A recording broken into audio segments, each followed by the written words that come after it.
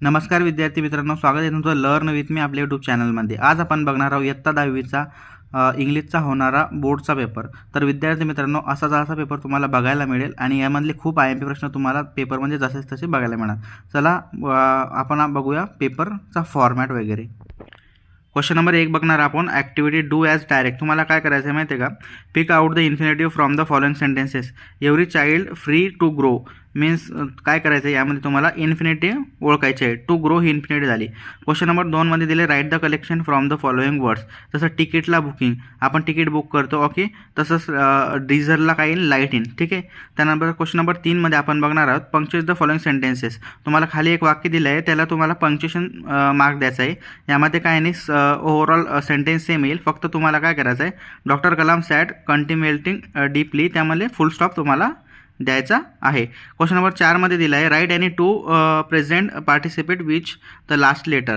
तसं रनिंग झालं, स्विमिंग झालं, यांचे सेम येतात लेटर, ठीक आहे। त्यानंतर तुम्हाला बघायचं आहे, find the out any two hidden word of minimum 4 letters, ठीक आहे। त्यानंतर तुम्हाला एक वर्ड दिला आहे, त्यातून तुम्हाला 2 वर्ड मिनिंगफुल वर्ड शोधायचे आहे। तसं आपण इथं शोधलेलं आहे, एव्हर आणि रेट, हे तुमचे 2 मिनिंगफुल वर्ड झालेले आहेत। चला जाऊया आता क्वेश्चन नंबर 2 कडे, डू ॲज डायरेक्टकडे। बघा आता क्वेश्चन नंबर 2 मध्ये दिलं आहे, डू ॲज डायरेक्ट आणि टू लिहायचे। तुम्हाला 3च्या नांदी लागू नका, कारण टाइम वेस्ट जास्त होऊ शकतो। तुम्हाला जेवढं विचारलं तेवढंच करा। Identify the verb in the given sentences and state whether the fitness or non finites. Okay, he gave the reward to none, तो यामध्ये गेव हे वर्ब आहे आणि हे फिनाईट आहे, ठीक आहे। क्वेश्चन नंबर 2 मध्ये दिले, make the 2 meaningful sentences to bring out the different between the given two homophones, ठीक आहे। तुम्हाला जे खाली शब्द दिले आहेत त्यानुसार 2 तुम्हाला मिनिंगफुल सेंटेन्स बनवायचे आहे। वेअर मिनिंग्स म्हणजे स्पेलिंग वेगळी आहे आणि मिनिंग पण याचा वेगळेला आहे, ठीक आहे। फर्स्ट आपण सेंटेन्स बनवलं, the shop sells kitchens ware. Second बनवला, प्लीज वेअर युअर युनिफॉर्म, ठीक आहे। डिफरंट सेंटेन्स बनलेले आहे।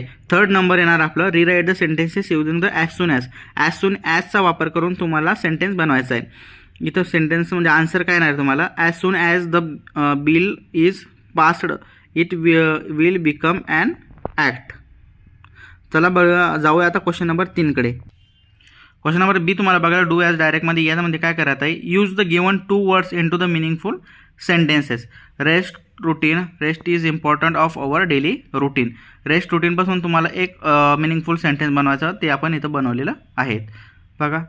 त्यानंतर आपण जाऊया सेक्शन नंबर 2 कडे, टेक्स्चुअल पॅसेज।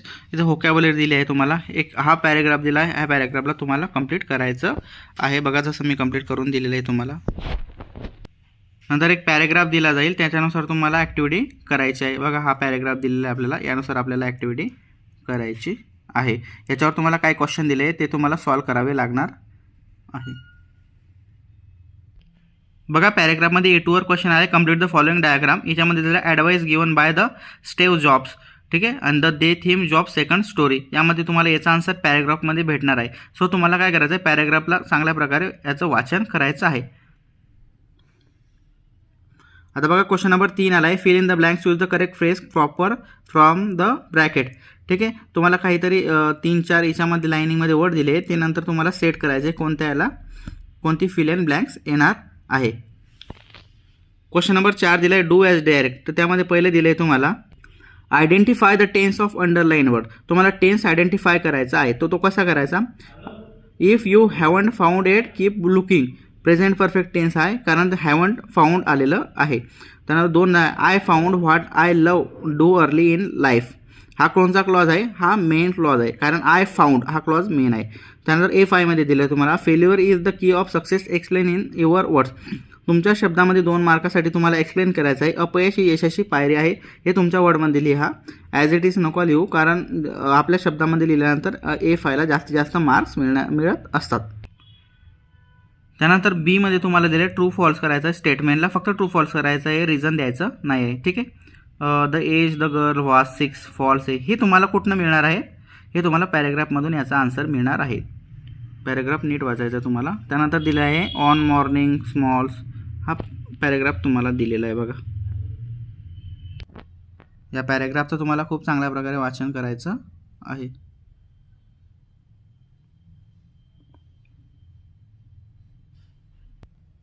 आता या पॅराग्राफवरती काही क्वेश्चन येणार आहे, त्याचं तुम्हाला आन्सर करावं लागणार आहे. सो पॅराग्राफ तुम्ही पेपरमध्ये नीट वाचा.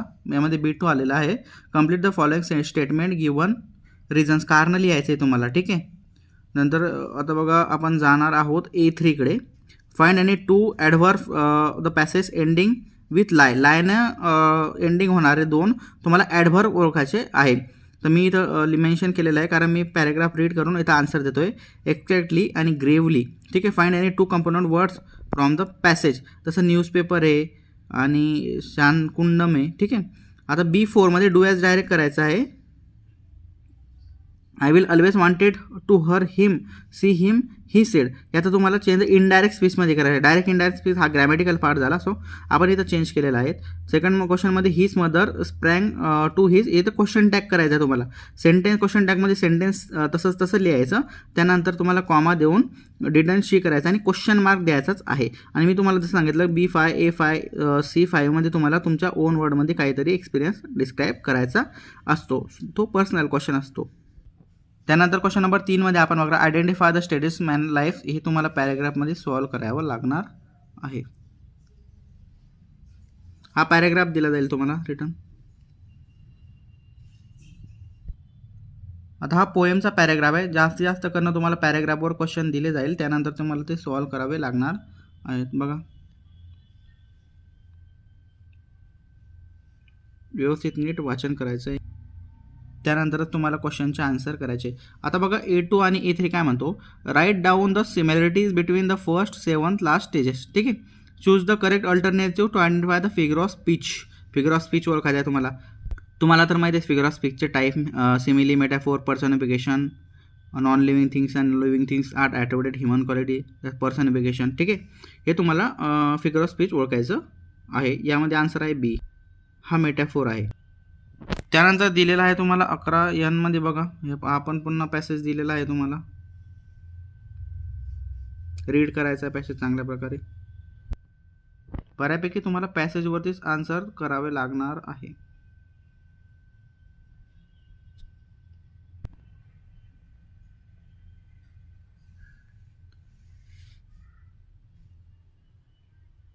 आता बघा क्वेश्चन नंबर 4मध्ये दिलेला आहे, read the following passage and complete the activities. ही ॲक्टिव्हिटीज पण तुम्हाला यामधनं करायची आहे. यामध्ये विचारले advantages of tourism destination of Kerala. केरलाचे तुम्हाला ॲडव्हान्टेजेस विचारले आहे, ते तुम्ही पॅराग्राफमध्ये बघू शकता. जसे मी इथं 4 ॲडव्हान्टेजेस मेन्शन केलेले आहे, बघू शकता तुम्ही.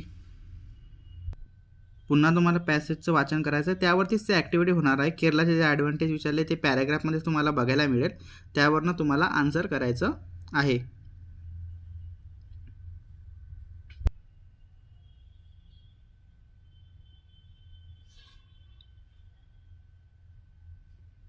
आता कंप्लीट द फॉलोइंग टेबल आहे, हे पण तुम्हाला पॅराग्राफमधूनच लिहायचं. आम्ही एक याचा आन्सर करून दिलेलं आहे तुम्हाला. हे पण तुम्हाला पॅराग्राफनुसार करायचं आहे. आणि एक लक्षात ठेवा, पेअर्स ह्या ॲरो दाखवून नाही करायच्या. ज्याचा आन्सर आहे त्याच्या समोरासमोर पेअर लिहायच्या, कारण अशा गोष्टीला मार्क्स मिळत नसतात, ठीक आहे. हा बोर्डाचा नियम आहे. त्यानंतर क्वेश्चन नंबर 4मध्ये डू ॲज डायरेक्ट करायचं आहे. You can choose place your dreams, ठीक आहे. यूज द मॉडेल ऑफ जरी लिहायचे तुम्हाला. You must choose model of जरी म्हणजे यू मस्ट झाली.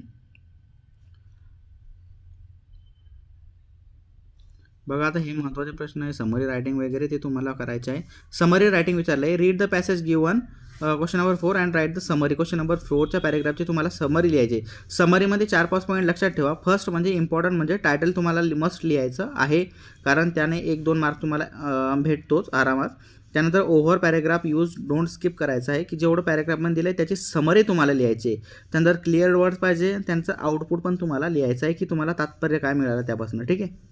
अशा स्टेपनं लिहिल्यानंतर तुम्हाला पैकीच्या पैकी मार्क मिळू शकतात. IMP क्वेश्चन म्हणजे 5 मार्कासाठी लेटर रायटिंग. लेटर रायटिंगचा फॉर्मॅट बघा मी नॉर्मल तुम्हाला इथं देतो. लेटर रायटिंगमध्ये तुम्ही एक काम करा, इथं फॉर्मल लेटरवर जास्त भर द्यायचा आहे. Write a letter to the editor of newspaper to create the awareness about the role of sports in the student life. स्टुडंटच्या लाईफमध्ये स्पोर्ट्सचा काय रोल आहे यासाठी तुम्हाला एडिटर न्यूजपेपरला पत्र लिहायचं आहे. मग फॉर्मल लेटरमध्ये फॉर्मल लेटर लिहायचं, ॲड्रेस टाकायचा, टू नंतर कोणाला लिहायचं आहे त्याची इन्फॉर्मेशन असते. त्यानंतर खाली सब्जेक्ट लिहून तुम्हाला एंडिंग एवर फेथफुलीनं करायची असते. क्वेश्चन नंबर 6मध्ये पण तुम्हाला पॅराग्राफ दिला जाईल नॉर्मल रोडसाठी, त्यामुळे तुम्हाला काही क्वेश्चन विचारले जातात, त्याचं तुम्हाला आन्सर करायचं असतं. क्वेश्चन नंबर 6 मधला A2 तुम्हाला बघायला मिळेल. यावर बी तुम्हाला पॅराग्राफ राईट करायचा असतो. याच्यानुसार बघा, यामध्ये बी तुम्हाला इम्पॉर्टंट म्हणजे याचं मी शॉर्टकट देतो की तुम्हाला टायटल लिहावंच लागेल मोस्ट, कारण टायटलला 1 मार्क तुमचा फिक्स असतो, 1 नाही तर 2 मार्क. टायटल इम्पॉर्टंट आहे आणि त्याचं सोल्युशन पण असतंच. बघा ही झाली आपल्या पेपरची एंडिंग. असेच व्हिडिओ बघायचे असेल तर चॅनलला सबस्क्राईब करा, व्हिडिओला लाईक करा. भेटूया नेक्स्ट व्हिडिओमध्ये.